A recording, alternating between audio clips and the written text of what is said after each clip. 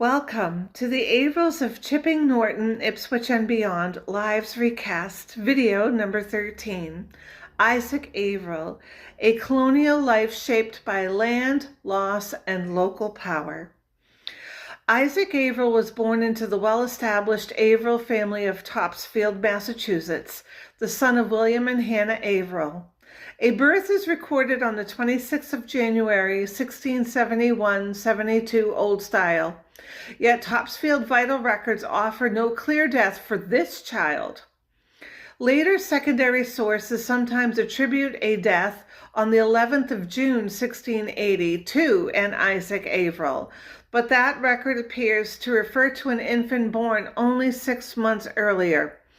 The presence of a second clearly documented Isaac, born on the 10th of November, 1680, at the Averill homestead on Old Ridge Road, today's Averill Street, is the person that I am speaking of in this video here.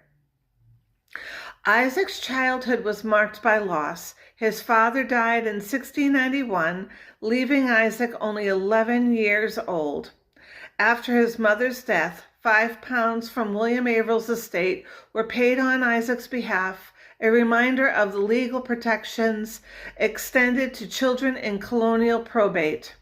In later years, Isaac and his brother Thomas would formally accept a, and I quote, free and act and deed, and end quote, at Preston, Connecticut in 1724.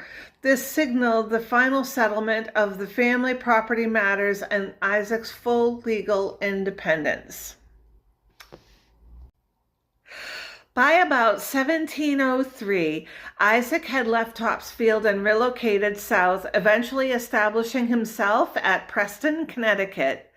Unreliable sources place him briefly in Rehoboth, Massachusetts, but no surviving documents substantiate that claim.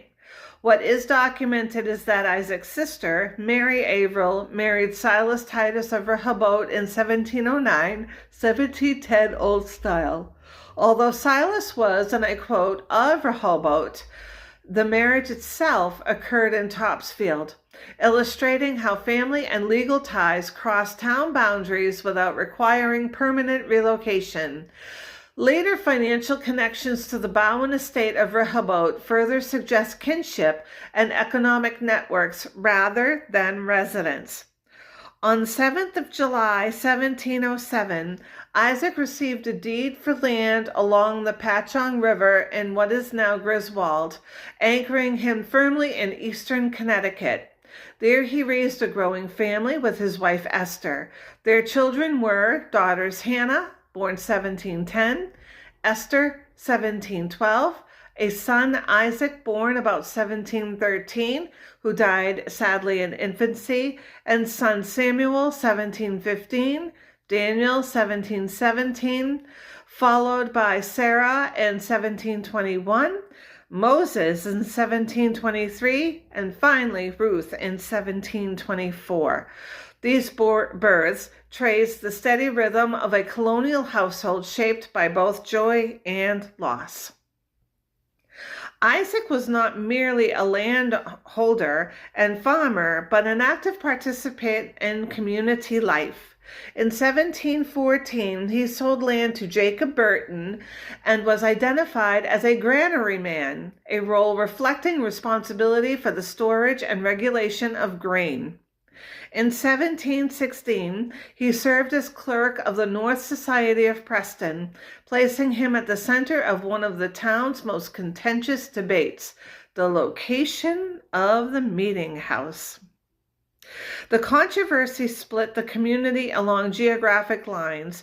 West Side residents favored land near John Pray's property, while East Side residents argued for a site along a path near John Brown's land. After the East Side appealed to the General Court and initially prevailed, they began digging the foundation, only to have the walls collapse during a dinner break, burying their tools in the well. The symbolic weight of that mishap was not lost on the community. A revised plan followed, and Isaac, as clerk, sent a copy to the colonial government. Notably, the document lacked petitioner signatures. Isaac later claimed that the original signed petition had, and I quote, "gotten away from me," and was destroyed by one of the petitioners. By 1718, the decision ultimately favored the west side, and the meeting house was built on a knoll near the bridge west of the river, very near where Isaac himself lived. This episode invites careful reflection. Was the loss of the signatures truly accidental, or did it conveniently smooth the way for a result that benefited the West Side residents, possibly including Isaac? The records reveal how power, geography, and record-keeping intersected in early New England towns. That same year, Isaac served as constable and helped oversee the raising of the meeting house, securing 12,000 shingle nails along with decking floor nails for the project. In 1720, he was admitted into the church, though later records suggest he may have been dismissed. Another tantalizing silence in the documentary trail, you see. His civic ascent continued when he was appointed Justice of the Peace in 1722. On the 30th of December in 1724, Isaac received 20 shillings from the Bowen family of Rehoboth, further evidence of the enduring intercolonial family connections that stretched back decades. By then, Isaac Averill had fully transitioned from a fatherless child of Topsfield to a respected civic leader in Colonial, Connecticut. His life recorded not only in births, deaths, and deeds, but in the disputes, compromises, and unanswered questions that shaped the community he helped to build. Please check out my short video pinned in the comments to see how you can help support my research. I will be uploading the final video in this series on January 29th regarding the life of William's son, Thomas.